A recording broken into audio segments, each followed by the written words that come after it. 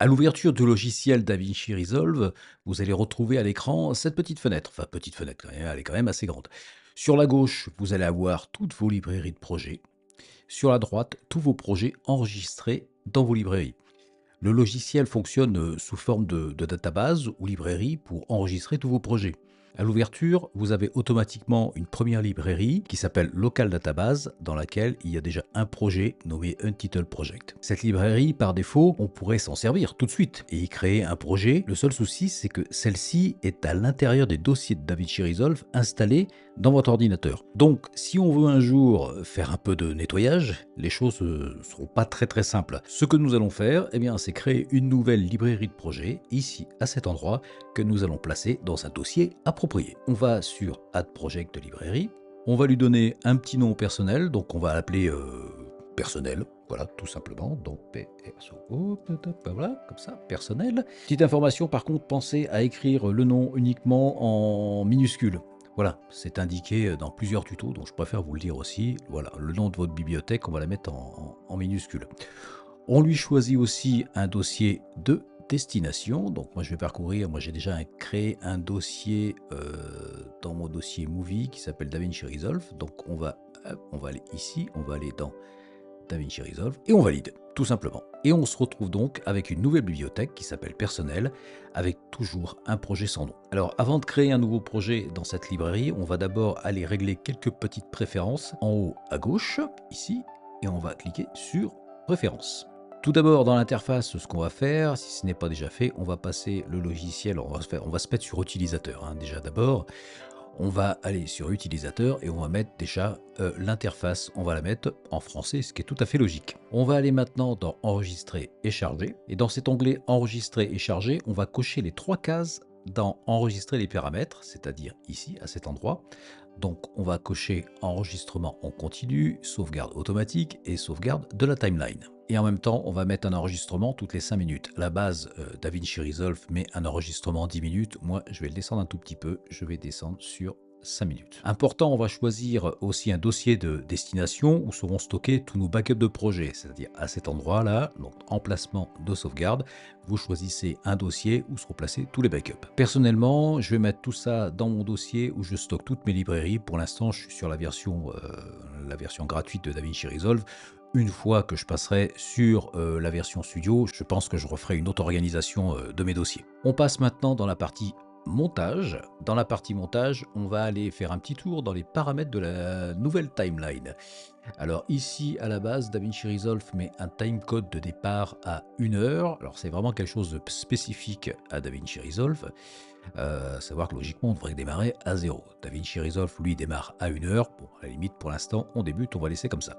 Nombre de pistes vidéo et nombre de pistes audio, c'est le nombre de pistes par défaut de la timeline. On laisse comme ça, car on pourra en ajouter directement dans la partie montage. Paramètres généraux, on n'y touche pas, car on y reviendra quand on intégrera des transitions ou des photos dans notre timeline. Ça, on verra ça quand on sera sur la partie montage. Tout le reste, on n'y touche pas. On passe sur la partie système maintenant.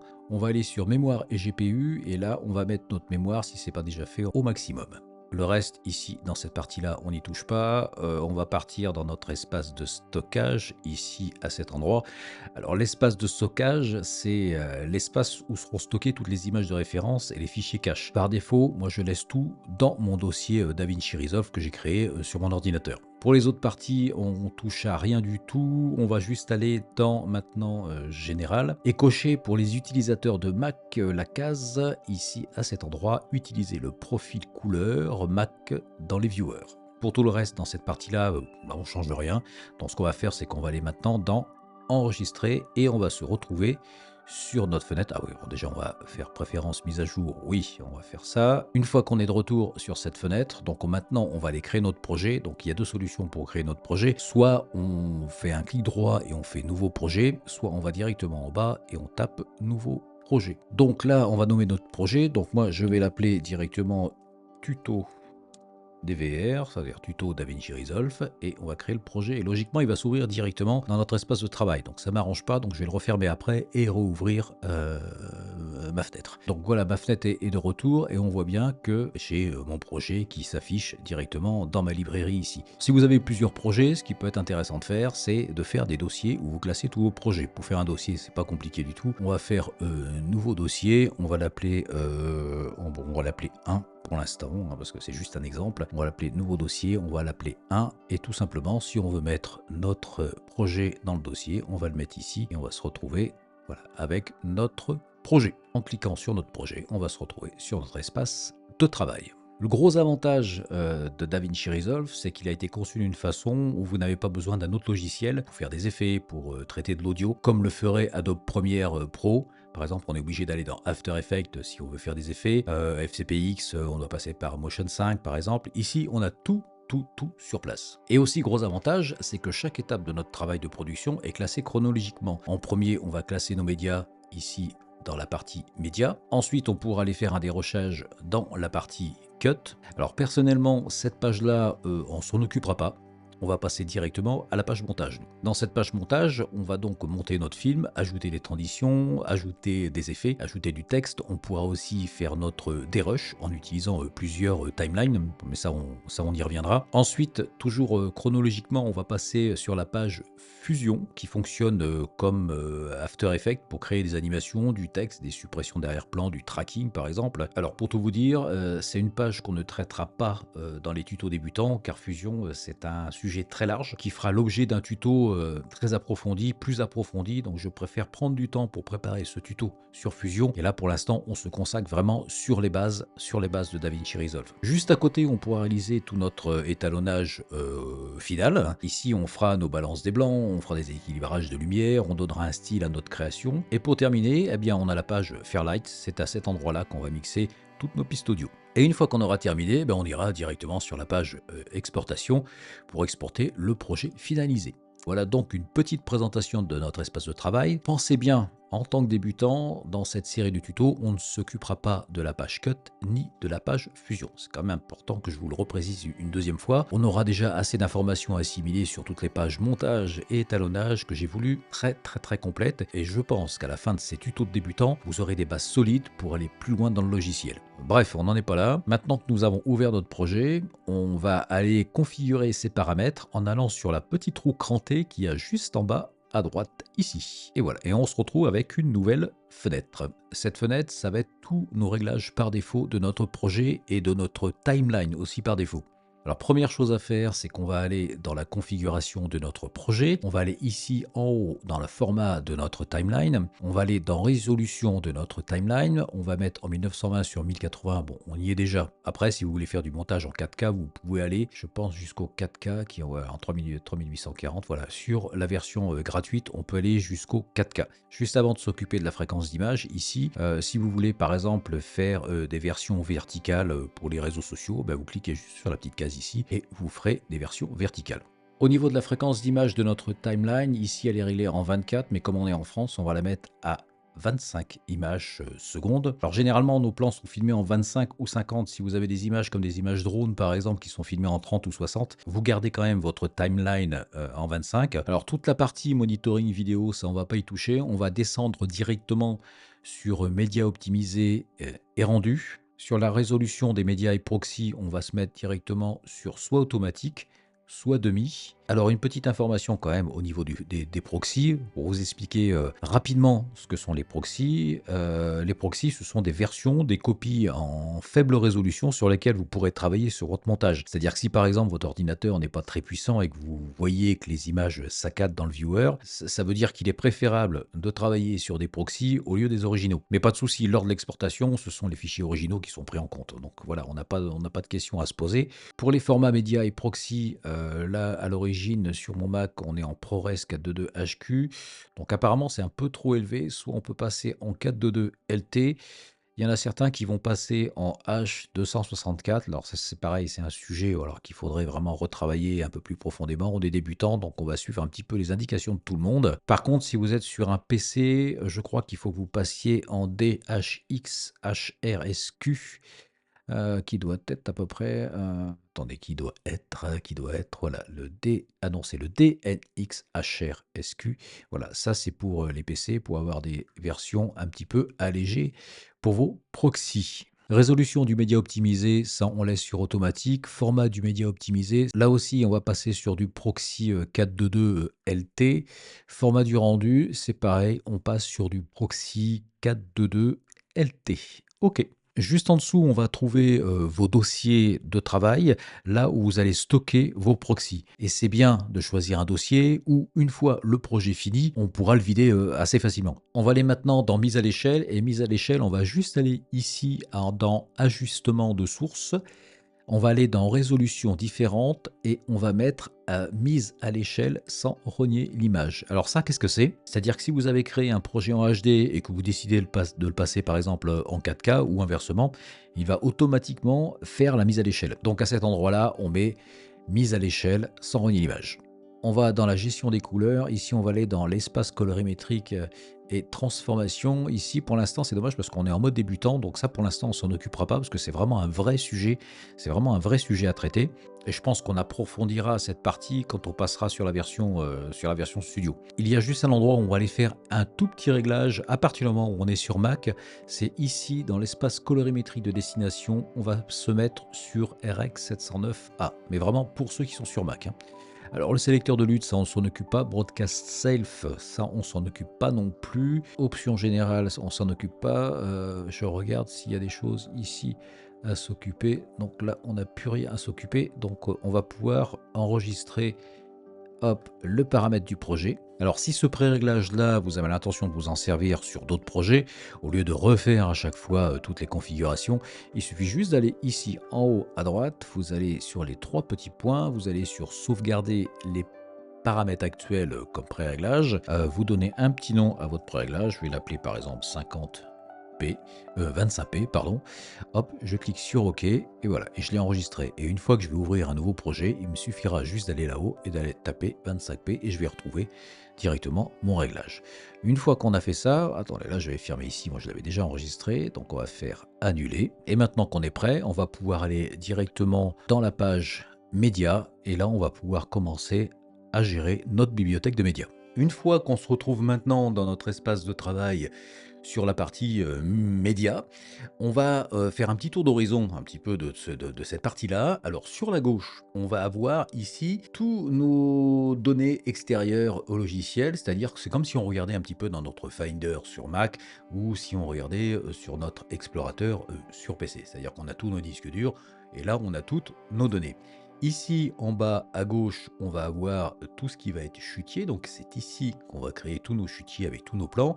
Ici, chutier paramétrable, on y regardera un tout petit peu tout à l'heure. La seule chose qu'on va regarder dedans, ça sera au niveau des keywords, c'est-à-dire au niveau des images clés. Ce qui est important, avant d'importer vos plans directement dans le chutier de DaVinci Resolve, c'est que d'avoir en amont un très bon classement en fait de tous vos plans. C'est-à-dire, je vais vous montrer par exemple un exemple. C'est un peu logique, c'est vrai dans l'histoire, mais je préfère quand même le rappeler. Je vais aller faire un tour dans mon stock teaser vidéo et vous voyez que tous mes plans, je les ai classés. C'est-à-dire, j'ai fait un dossier avec illustration, j'ai fait un dossier avec image drone, j'ai fait un dossier aussi avec film complet. Parce que comme je viens de FCPX, c'est vrai dans FCPX c'était un petit peu différent. Une fois que tous mes plans étaient importés dans la bibliothèque de Final Cut, c'est là que je faisais un petit peu mon tri, parce que je savais que tous mes plans étaient directement dans la bibliothèque. Là, c'est un peu différent, c'est-à-dire qu'on a nos plans à l'extérieur, on a nos projets qui sont dans un autre dossier aussi à l'extérieur, donc c'est bien d'avoir un classement déjà en premier lieu. Moi, j'ai fait un classement, et ça, je me suis inspiré un petit peu d'un YouTuber qui m'a donné cette idée-là, et je le remercie justement par rapport à ça, c'est que j'ai mis des petits hashtags, c'est-à-dire j'ai mis hashtag 1 illustration, hashtag 2 drone, hashtag 3 film complet. Alors lui, ce qu'il faisait, c'est qu'il faisait hashtag 1 face cam, il faisait hashtag 2 illustration, voilà, il classait ses plans comme ça. J'ai trouvé ça très intelligent, donc j'ai maintenant, comme je suis sur DaVinci Resolve, ben je me suis adapté et j'ai pris ce système-là. Donc une fois qu'on a fait un bon classement sur ces disques durs et dans des dossiers, on va pouvoir maintenant prendre nos plans et les intégrer dans FCPX, j'allais dire, la vieille habitude. On va pouvoir les intégrer dans DaVinci Resolve et directement dans le chutier ici. Alors il y a deux solutions. Soit on prend les plans illustrations un par un et on les envoie directement dans notre chutier qui est ici en bas. Par exemple, on va prendre ces deux plans-là, on va les envoyer ici directement dans notre chutier. La première chose qu'il va nous demander déjà, c'est modifier la fréquence d'image du projet. Si notre montage, on a décidé de le faire en 25p et que nos images qu'on va importer sont en 50p par exemple, ce qui est mon cas ici, il va me demander est-ce que vous voulez directement modifier votre fréquence d'image de vos plans en 25p ou vous voulez les garder en original. Alors moi je préfère les garder quand même en original, donc je fais ne pas modifier et donc je vais voir maintenant voilà, mes deux plans qui s'affichent ici dans mon chutier. Le seul souci c'est que on va se retrouver donc avec des plans qui sont dans le chutier en général, donc il va falloir aller sur la gauche ici, on va faire nouveau chutier et il va falloir remarquer illustration. Voilà, et donc là on a créé un nouveau chutier, et ce nouveau chutier là, pour l'instant il est vide. Vous voyez, si je clique dessus, il est vide. Bah oui, parce que c'est normal, parce qu'il faut que je prenne mes plans qui sont là et les mette dans le chutier. Mais comme nous, en amont, on avait déjà créé un dossier, le mieux ça va être, alors je vais effacer directement ce chutier, et je vais prendre directement le dossier que j'ai sur mon disque dur, et je vais envoyer directement le dossier ici. Donc là c'est pareil, il va me remarquer modifier la fréquence d'image du projet, donc je fais non, et je me retrouve donc maintenant avec mon dossier qui se retrouve ici dans mon chutier. Alors on peut créer d'autres chutiers si on veut. Là, par exemple là je vais faire un chutier, je vais appeler ça Facecam, si on veut. Pas du tout, là je me suis trompé, donc celui-là je vais l'effacer parce que je me suis trompé. Mais si par exemple on va faire plusieurs séquences ou plusieurs timelines, ce qui risque de nous arriver, on va mettre donc ici un nouveau chutier que je vais appeler séquence. Et là ici, là dans ce chutier là, je pourrais mettre mes timelines que je vais faire tout à l'heure. Voilà, donc ici par exemple on a un dossier où on a toutes nos illustrations. Par contre séquence, je vais le déplacer parce qu'à chaque fois que je fais un nouveau dossier, il se retrouve dans le dossier précédent, donc ça m'arrange pas. Donc voilà, hop, on se retrouve maintenant sur illustration. Ce qu'on peut voir maintenant dans le dossier, si je fais un petit tour sur toutes mes images, j'ai plein d'images de toutes sortes. C'est-à-dire j'ai des images d'immobilier, j'ai des images d'équitation, j'ai des images aussi d'interview. C'est un dossier où j'ai pratiquement rien classé. Donc maintenant, ce que je vais vouloir faire, c'est classer toutes ces images. Comment je vais faire? Eh bien tout simplement, c'est que je vais les classer avec un système de mots-clés. Le système de mots-clés, c'est pas très compliqué. Je vais prendre par exemple un plan ici, qui est un plan d'équitation, et je vais lui mettre un mot-clé. Pour aller mettre un mot-clé, on va dans métadonnées. Bon là pour l'instant ici ça a été affiché. Si c'est pas affiché, vous cliquez ici en haut à droite et vous allez vous retrouver avec cette petite fenêtre ici. Si elle s'affiche pas, vous allez ici dans ce petit onglet qui est tout à fait à droite et vous cliquez sur prise et scène. Et ici vous allez vous retrouver donc avec, dans cette partie-là, vous allez vous retrouver avec mots-clés. Cette image-là, pour la retrouver plus facilement, je vais lui donner un mot-clé. Je vais l'appeler ça, pour l'exemple, on va appeler ça chevaux. J'appuie sur entrée et je me retrouve donc avec mon plan qui a le mot-clé chevaux. Si je veux retrouver ce plan avec le mot-clé, il suffit que j'aille ici en bas dans le chutier, dans les chutiers paramétrables, keyword, c'est-à-dire mot-clé, et on va aller ici et on va descendre un tout petit peu et on va retrouver ici donc notre plan avec les chevaux. Si on veut rajouter d'autres plans, par exemple avec les chevaux, on va aller ici. Alors je sais plus quel plan j'avais pris, je sais plus quel plan. Je vais retourner ici. C'est le plan, voilà, c'est le plan comme celui-là. Donc je vais prendre le deuxième, celui-là. Je veux qu'il ait le mot-clé chevaux. Alors au lieu de taper le mot-clé chevaux, je prends le plan et je me le déplace sur les mots-clés. On va apprendre ici, c'est bon, on va dire que c'est de l'hôtellerie. Donc hop, je vais cliquer sur ce plan. Je vais taper sur hôtel. Je fais entrer. Et maintenant, vous voyez, je me retrouve ici en bas. On va agrandir un petit peu ici. Et ici en bas, on va se retrouver avec hôtel. Si on tape dessus, voilà, hop, on se retrouve avec le plan qu'on a sélectionné. Si le deuxième plan à côté aussi, ça fait partie de la catégorie des hôtels, hop, on va l'intégrer ici et on va le retrouver donc ici. Et voilà pour les mots-clés. Il n'y a rien de très compliqué. Donc, si on a des dossiers où on a beaucoup de choses à l'intérieur, voilà, qu'on veut classer un petit peu plus, on utilise le système des mots-clés et là, on retrouve plus facilement. C'est un peu fastidieux, mais une fois qu'on a fait ça, quand on va faire notre montage, ça sera plus simple de retrouver les plans dont on va avoir besoin. Comble du raffinement, ces plans-là, maintenant qu'on leur a mis des mots-clés, quand on va vouloir les intégrer sur la timeline, ces plans vont avoir tous la même couleur. Pour pouvoir retrouver ces plans, par exemple, si on veut faire un teaser et qu'on veut mettre, des plans d'immobilier, qu'on veut mettre, des plans, d'équitation, qu'on veut mettre, des extraits d'interviews, quand on va les retrouver sur la timeline, comme ils auront tous la même couleur, si on a une timeline quand même qui est assez longue, pour retrouver ces plans-là, ça va être assez difficile. On va leur mettre des couleurs. C'est-à-dire que ces plans-là, je vais prendre ces 2 plans-là, ici, alors donc avec les mots-clés immobilier, je vais me dire, ces plans immobiliers, pour les retrouver sur la timeline, je vais mettre une couleur, je vais les mettre par exemple en, je vais les mettre en rose, ici. Voilà, donc j'appuie sur ici sur ce côté-là, j'appuie sur couleur de plan, donc je me mets sur rose. Par contre, j'oublie pas ici de faire enregistrer. Clac, ça va m'enregistrer la couleur et vous allez voir que ici, logiquement, on va se retrouver avec une petite couleur que je ne vois pas s'afficher. C'est quand même assez bizarre. Alors hop, on va revenir ici, on va mettre couleur, on fait enregistrer. Ah voilà, ça y est, elle est arrivée. Et voilà, donc on va se retrouver ici, on va agrandir un tout petit peu et on va se retrouver ici dans le coin gauche de mon plan, on va se retrouver donc avec notre petite indication de couleur. Donc ça sera beaucoup plus simple quand on va les mettre sur notre timeline de retrouver les plans qui correspondent à la catégorie immobilier. Voilà, ça c'est une chose qui peut être judicieuse. Moi je préfère le faire en amont pour tout vous dire, comme ça au moins c'est fait. Quand je vais arriver sur la partie montage, je sais que voilà, j'aurai mis des couleurs sur toutes mes catégories de plans et comme ça, ça sera, moi je trouve que c'est une bonne solution. Voilà. Avant de terminer cette première partie, on va faire un petit tour rapide là sur la partie montage. Donc on va attaquer dans la deuxième partie de ce tuto.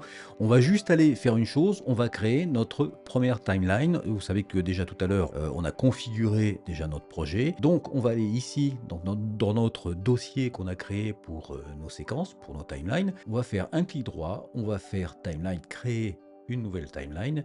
Et là, celle-là, on va l'appeler, par exemple, on va l'appeler démo et on crée notre timeline. Donc là, on va retrouver notre timeline sur toute la longueur de notre écran. Ce que vous pouvez faire en haut, ici, logiquement, alors je ne le trouve pas, peut-être que tout à l'heure quand je rouvrirai, je le retrouverai, c'est que ici, hop, voilà, vous allez ici en haut à gauche. Si vous voulez vraiment voir tout votre chutier sur la gauche, vous cliquez ici tout à fait en haut à gauche et vous faites comme ça. Et c'est-à-dire que là, vous aurez tout votre chutier. C'est quand même beaucoup plus intéressant d'avoir sa timeline sur toute la longueur de l'écran. Voilà, on s'arrête là pour l'instant. On va attaquer dans la deuxième partie, la partie montage. Moi, ce que je vais faire de mon côté, c'est que je vais réorganiser tous mes médias, je vais préparer tous mes dossiers, je vais préparer mes chutiers, je vais préparer des mots-clés, je vais réorganiser un petit peu tout ça, et on va pouvoir attaquer la partie montage dans la deuxième partie.